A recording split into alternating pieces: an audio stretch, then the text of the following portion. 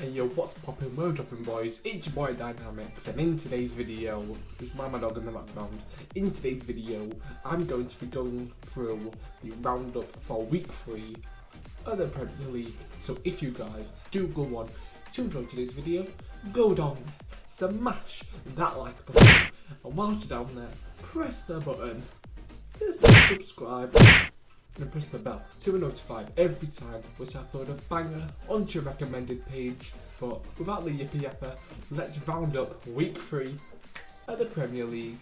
Okay, so first up we've got Brighton v Man U at the Amex Stadium. Now this one has got so many controversial decisions that it's a bit mad. Okay, it's a bit mad. So obviously, first we've got the Neil Maupay goal, takes it very cleanly, past De Gea. Definitely was a penalty. Good, should not be going in that quickly, even though it's a very fast player he's coming up against. And then obviously, it's easy that there's a Lewis Dunk own goal, but I think Harry Maguire is taking that. Seeing as I think it did come off of him, but it's been classed as an own goal. I have no idea why. So that made it 1-1, and then Marcus Rashford just an absolute balling masterpiece around the Brighton defence to make it 2-1 to get the Reds into the lead. And then Solly March, 4 minutes into extra time, gets an amazing goal past De Gea, making it 2-2, and then here's a controversial decision. Now, when you look at the VAR decision, it looks like a handball. It does, but is there intention there to actually stop the ball? I don't know. In fact, they went in 10 minutes into extra time. It's a bit mad. Okay, it's a bit mad. But you know what? Fair play to the Red Devils. You got your first win of the season. Hey. Next we have Everton beating Crystal Palace at Selhurst Park. Now, Everton are just continuing on their unbeaten run in the Premier League. Now, this has been a lot better run than they had last season, and we're only 3 games in. So obviously to start it off, Dominic Calvert-Lewin, the end of an amazing touch football by Everton, passing it around Crystal Palace defence, comes to him, he passes it into the net, which makes it 1-0. And then we have a goal from Kouyaté, I think his name is, with an amazing header past Pickford to make it 1-1. And then Richarlison with a penalty. Now, I've got to admit, his arm's clearly out there. It's clearly out there. I think it's clearly a penalty. So he gets that, tucks it away, makes it 2-1. And then, there's another chance for Dominic Calvert-Lewin to make it 3-1, but obviously it catches the wrong side of his foot and it goes wide. Now, I think Everton are going to be a very dangerous force to play with in this league if they keep on going the way they are. I think they will be. Next we have West Brom drawing with Chelsea 3-3 at the Hawthorns. Now this game is an absolute pinnacle of a half-to-half kind of match, with West Brom dominating the first half and Chelsea dominating the second half. Now obviously the first goal is a mistake from, I believe it's Alonso who makes a mistake, and Robinson who starts off a very nice move where he just slides it through James's legs past Kepa into the goal to make it 1-0. And then we've got another goal where Thiago Silva, of all people, messes up with the ball. Carl Robinson once again takes advantage of that, slides it past Kepa to make it 2-0. And then Kyle Bartley with an amazing, I think it's a header that he has, this is from like a crossing, which makes it 3-0. Now Mason Mount goal, it could have been stopped, but Johnston really couldn't see it until it was too late, and it ended up in the back of the net to make it 3-1. And then Callum Hudson-Odoi, who just slides it, of course an amazing move from Chelsea, quick little play with the ball, slides it past the keeper to make it 3-2. And then Tammy Abraham getting on the end of an amazing cross over to him. I think it was a shot that got deflected and he taps it in to make it 3-3. Now I can just tell West Brom fans are going to be pissed off at this match because they were literally so close to having a 3-0 win over Chelsea. But guys, you're still going to have to wait for your first win. I'm sorry. Next we have Southampton edging past Burnley at Turf Moor 1-0. Now, this match really did go against Burnley, didn't this? This match was so against Burnley. Every decision which they were appealing to get as either a red card or a penalty or a free kick or whatever it was, even a shot, were all just blocked away by McCarthy in net, or it was blocked away by the referees. Now obviously Southampton's goal, Tottenham just running down the edge of the box, he crosses it into Ings, who has a bit of it's a shot, but it's also a deflected shot, because it's like, I can't remember what the defender is who's going against him with it, but that puts in the back of the net in the 5th minute, and then for the other 85 minutes, it's just absolute chaos, with Burnley obviously always trying to get that equaliser, but it never coming, from Chris Wood's header to the absolute power shot from the edge of the box, to things in Jempo almost getting a red card for Southampton. It was a bit of a mad match, okay? I mean, I guess this one to be 4-2, so I've got no idea what I was coming from for this match. But yeah, first score prediction, it's going to be close. I'm going to go for a 4-2 Burnley win. Next we have Leeds United beating the Blades at Bram Lane 1-0 with an absolutely amazing 88 winner from Paddy Bamford.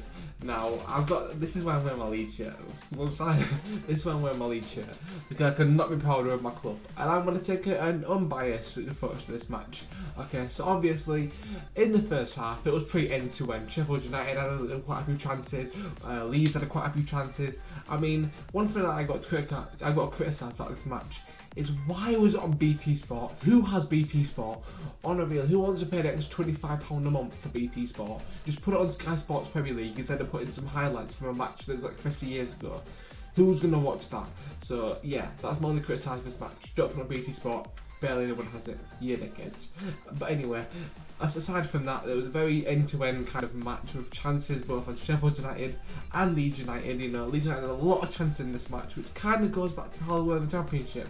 But Paddy Bamford manages to get the winner. Spencer's just scratching himself.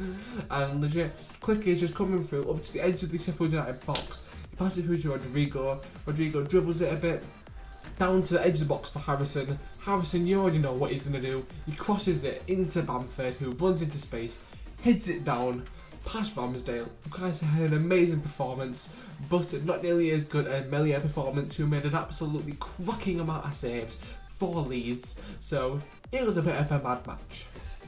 Next we have a 1-1 draw at White Hart Lane between Tottenham and Newcastle. Now, this match, let's just say Jose Mourinho was not happy with the full-time score, and especially the penalty that Callum Wilson had in the 7th minute of extra time in the second half. It was a bit mad. So obviously Lucas Moura gets the first goal, I think Kane crosses it across the box. A couple people miss it, he's at the end of it to tap it in to make it 1-0 to Spurs. And then, there's so many chances which Heung-min Son could have scored in, one which hits the post, one which hits the crossbar. He was having chances left, right and centre to score a goal, to make it a bit more justified that Spurs would win. But then, in the 7th minute of extra time, in the second half, a penalty is given, where I think Andy Carroll heads it and it hits Dyer's arm, I think it is. Now, this is not a penalty. VAR is absolutely screwed, and I have to say it. They just do a rule that if there's intent to stop, then it's a penalty. What are you doing? Oh, you're beautiful. Anyway, so yeah, 1-1 draw at the White Hart Lane. Okay, where in the world do I start with this one? Where in the world do I start with this match? Jesus Christ, Man City losing 2-5, or Leicester City winning 5-2 to Man City at the Etihad. Where did this match come from? This is a full-on shot out the blue, this match. Honestly, Riyad Mahrez scored an absolute cracking goal in the 4th minute to make it 1-0 City, and then Jamie Vardy with three most consecutive penalties, one from 37th minute, one's 53 and one's 58.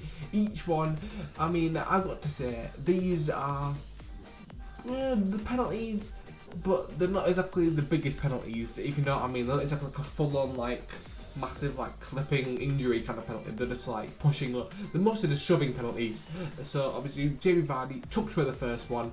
Then from Castagna who taps it in, Vardy's a little cheeky ting over Edison to make it, I don't even know what it is, 2-1 at this point. And then he scores another penalty in the 58th minute to make it 3-1 and to consolidate his hat-trick. And then James Maddison with an absolutely cracking goal for the Leicester's. I've literally forgotten what the title of their thing is, but cracking goal past Edison to make it 4-1. And Nathan Ake scoring a gorgeous little header to cement his new arrival at City. And then Tielemans taking away the last penalty out of the 3 to make it 5-2. I tell you what, Man City had 72% possession and they conceded 5 goals. Wow. Next we have West Ham beating Wolves at the London Stadium. Now, obviously first off we've got 2 amazing goals from Jared Bowen.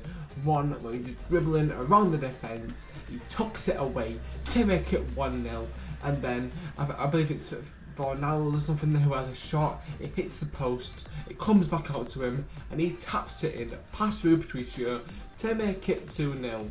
And then we've got Raul Jimenez scoring an own goal, which I'm not too sure was an own goal. I think I really think that was how it ended up, but that's how it's come at the end of the match. And then Sebastian Haller finishing off the match with a nice header going past Ruben Patricio, making it seem like it's a nothing. Yeah, that own goal, I believe it was Souček who actually scored. I don't know why that's been recorded as Raul Jimenez, I have no clue. But yeah, I mean, possession was all in Wolves' favour, but West Ham managed to get a 4-0 win out of it. It's a little bit disrespectful, but yeah. Congrats West Ham, you finally got your first win of the season. Hey. And in the penultimate game of the match day, we have Aston Villa beating Fulham at Craven Cottage 3-0. Now, the goals in this match were absolutely amazing. I mean, Jack Grealish's goal in the 4th minute to really set the standard for the rest of the game. You know, he cuts it through into an open space in the penalty area and knocks it past Areola to make it 1-0. And then Conor Hourihane, who I believe it was passed to by Jack Grealish as the assister, puts it, slides it on the far corner past Areola once again to make it 2-0. And then Tyrone Mings really shouldn't be getting that much space out of a set piece, he really shouldn't, but he does, and he just taps it past the keeper to make it 3-0. Now, Fulham obviously did have a disallowed goal, which I can understand why it disallowed. Mitrovic really shouldn't be fouling like that in the penalty area when his team are attacking. So I really don't understand why he did that. I mean, it may have made sure that Fulham did get the goal, but obviously it was disallowed because of VAR. I mean, the fact that Fulham had 16 shots in this, they had all the possession, and they couldn't even get a 1 allowed goal is absolutely mad. But yeah, Fulham fans, you're still waiting your first goal of the Premier League.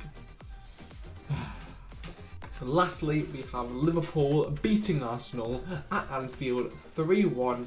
Now, yeah, 3-1. Now, this match, it was a bit mad, okay? It was a bit mad. Spencer, what are you doing? He's doing his own thing. Now, obviously, the first goal that came from Andrew and Lacazette. I've just given up his first name.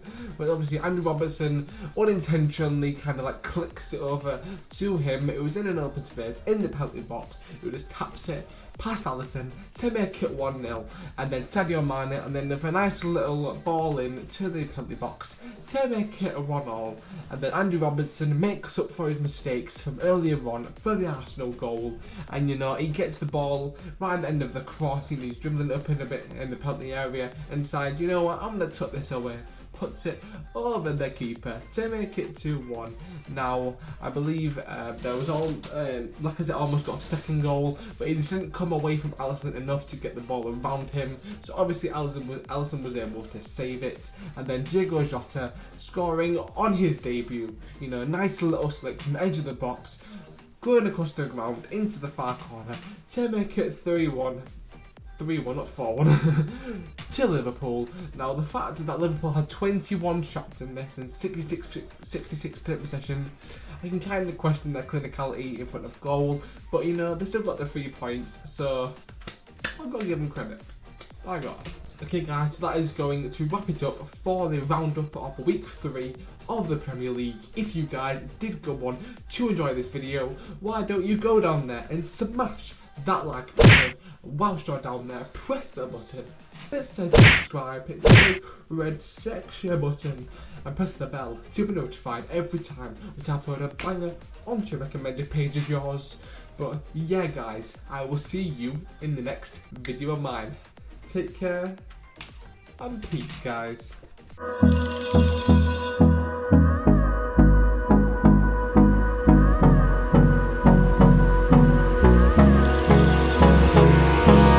Hold me close till I get up. Time is barely